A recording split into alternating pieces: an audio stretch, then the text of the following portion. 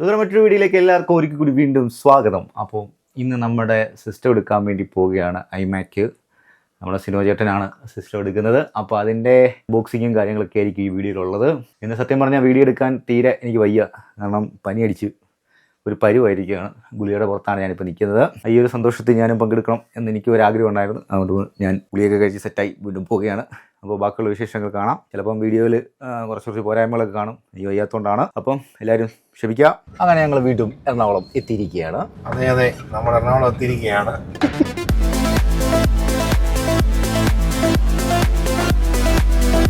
എന്താ പറഞ്ഞതെന്ന് ചോദിച്ചാൽ കുറേ നാൾ കൊണ്ട് ആലോചിച്ചൊരു കാര്യമാണ്.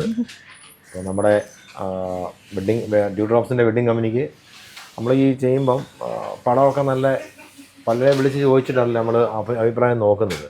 ഇതാകുമ്പോൾ ഇനിയും നമുക്ക് സ്വന്തമായിട്ട് തന്നെ നോക്കിയൊരു തീരുമാനത്തിലെത്താൻ പറ്റും.